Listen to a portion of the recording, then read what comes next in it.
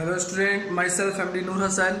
I am your science teacher and today we will discuss the new topic from electricity chapter which is from class 10. The next topic is resistance of conductor depend on these factors. यानी कि resistance of conductor depend करता है कुछ factors पे. Understood? That means resistance किसी factor पे depend करता है and the factors are, first factor is it is directly proportional to the length of the conductor.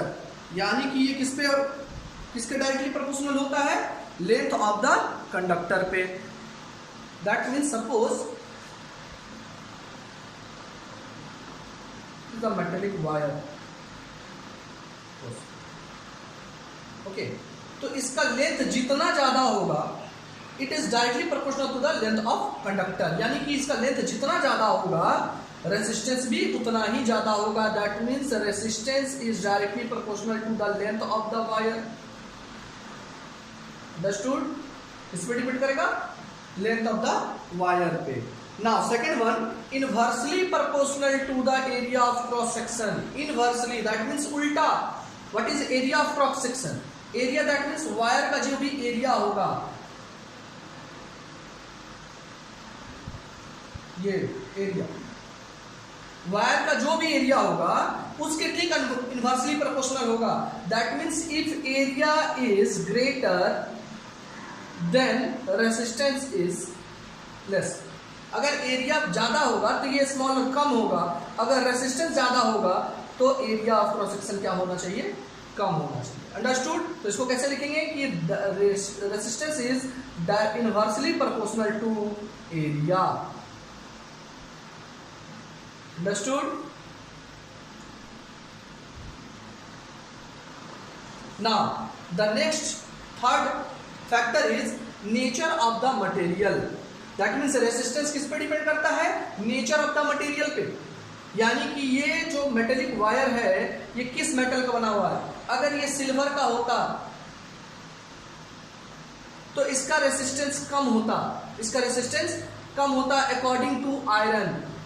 अगर ये आयरन का होता और ये सिल्वर, अगर हम दो ले लेते, दो मेटेलिक वायर, एक आयरन का होता एक सिल्वर का, तो रेसिस्टेंस किस में कम होता? सिल्वर में.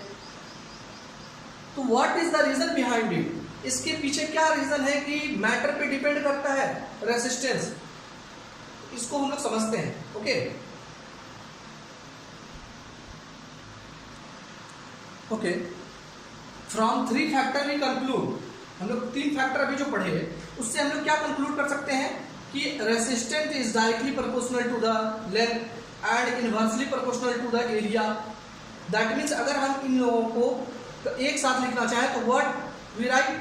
Resistance is proportional to L by A. अब हम लोग जानते हैं कि प्रोपोर्शनलिटी हटाकर एक कांस्टेंट लगाया जाता है. यहां पे कांस्टेंट लगा रहे हैं हम लोग रो. ये क्या इसको पढ़ेंगे हम लोग? Rho. Understood? Rho L by A. अब ये क्वेश्चन होता है व्हाट इज रो? रो क्या है? तो it is the property of the metal. Actually rho क्या है कि ये प्रॉपर्टी ऑफ द मेटल है. लिसन केयरफुली, यहां पे आप लोग देखिए ध्यान से कि रेसिस्टेंस किस पे डिपेंड कर रहा है? रेसिस्टेंस L पे डिपेंड करता है. अगर लेंथ ज्यादा होगा तो रेसिस्टेंस भी ज्यादा होगा. अगर एरिया ज्यादा होगा रेसिस्टेंस कम होगा बिकॉज इनवर्सली प्रोपोर्शनल. लेकिन रेसिस्टेंस जो है एक और टर्म पे डिपेंड करता है. वो क्या है? रो. इसको क्या बोलेंगे हम लोग? रो. इसी को हम लोग रेसिस्टिविटी भी कहते हैं. Understood? We also called this term is resistivity. इसको हम लोग रेसिस्टिविटी भी कह सकते हैं. तो ये क्या है?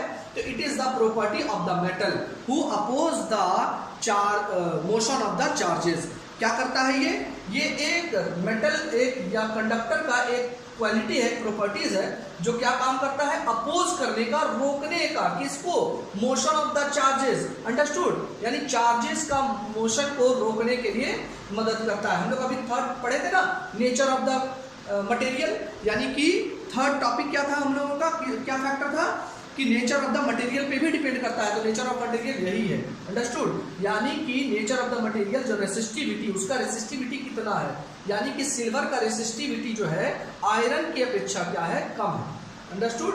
That means resistivity of the silver is less than resistivity of the iron, that's why current is throughly flow in the silver according to with respect of iron.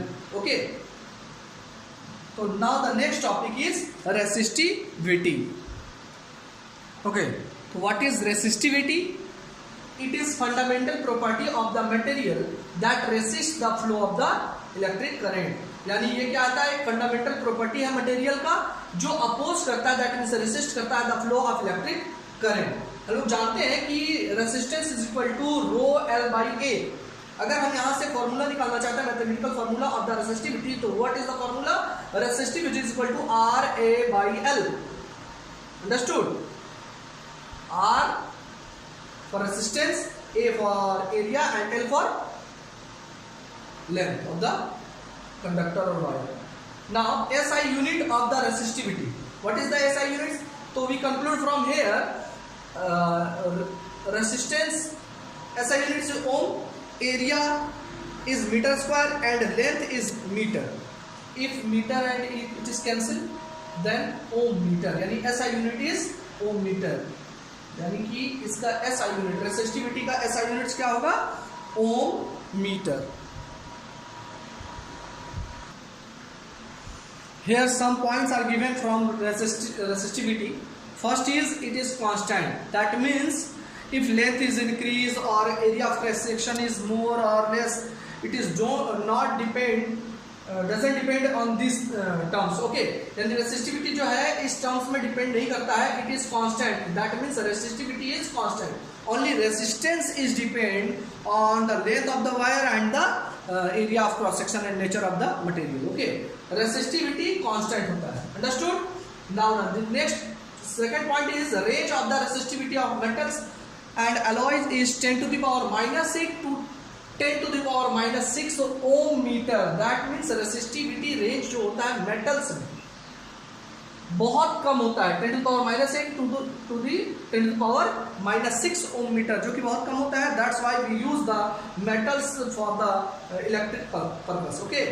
Now the next point is range of the resistivity of non-metal is 10 to the power 12 to 10 to the power 17 ohm meter, which is very large. That's why we don't use the non-metal for the electrical purpose. Okay. Now the next point is copper and aluminium used for electrical transmission as they have low resistivity. यानी copper और aluminium का जो resistivity होता है it is very low. That's why हम लोग use करते हैं इसको electrical transmission के लिए.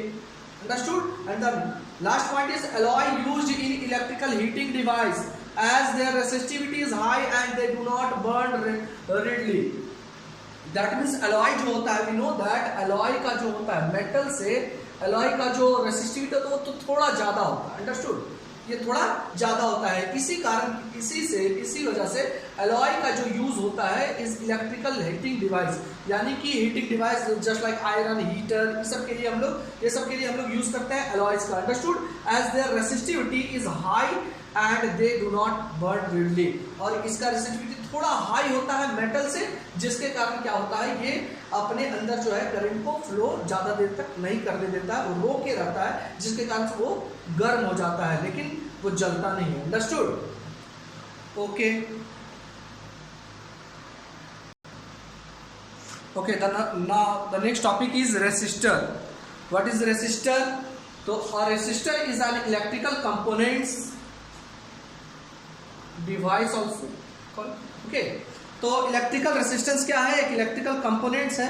ये रेसिस्टर क्या है? एक इलेक्ट्रिकल कंपोनेंट्स या फिर डिवाइस है दैट लिमिट और रेगुलेट द इलेक्ट्रिक करंट, जो अपने अंदर से कितना करंट को रेगुलेट करेगा या लिमिट में भेजेगा उस पर डिपेंड करता है. वो वैसा होता है, वो इलेक्ट्रिकल कंपोनेंट है या डिवाइस है जो क्या करता है, अपने अंदर कितना करंट को जाने देगा वो उसको रेगुलेट करता है. ओके, तो एग्जाम्पल क्या है उसका? Fan, bulb, TV etcetera. What is a resistor? So resistor is an electrical components or device that limit or regulate the electric current. For example, fan, bulb, TV, etc. Okay, thank you.